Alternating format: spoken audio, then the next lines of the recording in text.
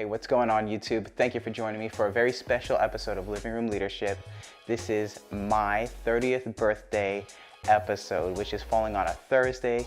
Usually I only release videos on a Sunday, but this week you get two for the cost of one, which is free. Anyway, in this episode, we're gonna be talking about the number one thing that I've learned in the first 29 years of my life. Here we go. So, the couple things that I have learned in the first 29 years of my life. The first is to own my past, and just the reality that, we go through things in life, and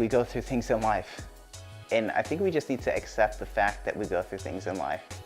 I've been through some things that I'd rather not have gone through. I've experienced hurt and loss and rejection and emotional, physical pain that I wish I never went through. But the reality is that everyone goes through something. And so the first step in the first 29 years of my life that I really had to conquer was not making excuses for myself, but just owning what I've been through and not being embarrassed by it, but just owning it and being able to say, yes, I did go through that. It doesn't define who I am, but that is a part of me. It's a part of my history.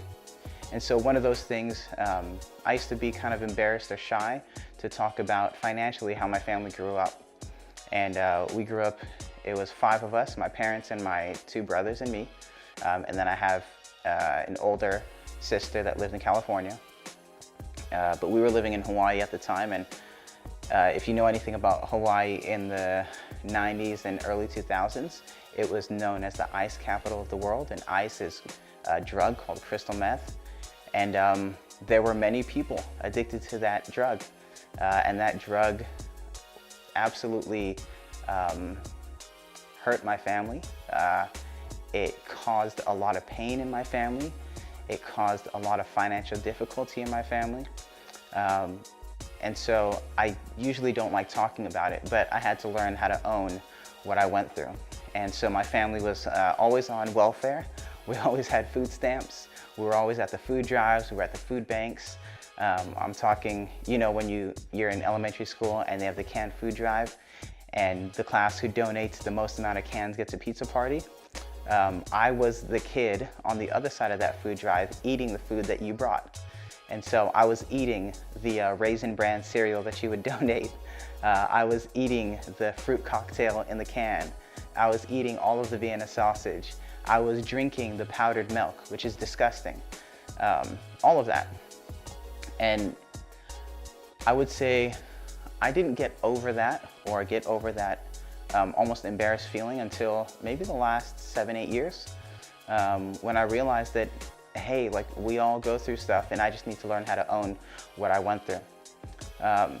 What I mean when I say own it is to accept it, to acknowledge that yes, it did happen, but at the same time not allowing that to define who you are and not allowing that to shape your future. So the drug thing, right? So crystal meth was a big thing in our area. It's a part of my past, but it doesn't make me who I am. And it doesn't dictate what I'm gonna do in my future. It has no power over the decisions that I make, but it's a part of my history.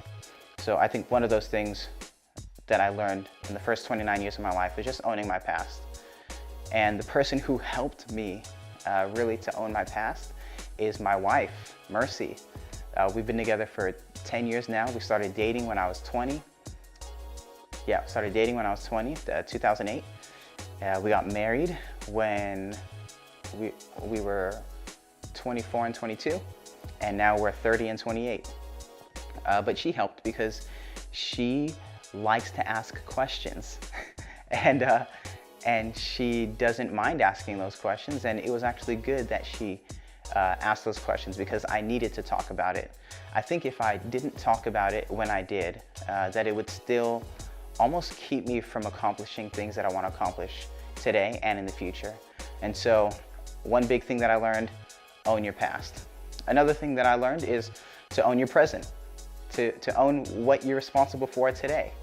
And this ties closely into the first thing about owning your past, because I think a lot of people make excuses as to why they can't do things today based on what happened to them yesterday. Like, I could have easily said, well, we were poor financially. We didn't have a lot. I didn't have a lot of opportunity. I didn't have good role models. Drugs were in and out of my house. I think I'm just gonna get a job at a gas station and sell drugs on the side, and not be a good dad and not be a good husband. I could easily say that because I went through all of that stuff, and it'd be natural for me to fall into that.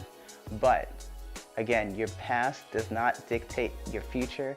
It doesn't determine who you are right now, and it won't determine who you can become. And so by owning my past, it gave me the power to own my present. I didn't have to worry about excuses or reasons why I can't. I just had to worry about what I needed to take care of. The person who helped me with this the most is my pastor at Experience Church, my pastor Mark. He told me, Austin, the difference between boys and men is that boys have excuses and men have responsibilities. And at first I didn't understand that because I was still a boy. I was still freaking out about my past and worried about how that would affect me in the future. But when I owned my past, and then I owned my present, and I owned my responsibilities, it allowed me to do well with what I had in my hand. I don't know if you're watching this and you go to church or you believe in God or any of that, but one thing that I absolutely believe is that when you're faithful with what you have in your hand, your present, that God will help you with what's in your heart, which is for your future. When you're faithful with what's in your hand, God will help you with what's in your heart. And so from the moment he said that, I told myself, there are no excuses. I need to take care of what I need to take care of. And so what I need to take care of are the basics. They're the non-negotiables. I have a wife. I need to love and serve her. I need to provide for her, provide with her, really. I have 2 kids. Here's one of them. I need to be a good role model for them.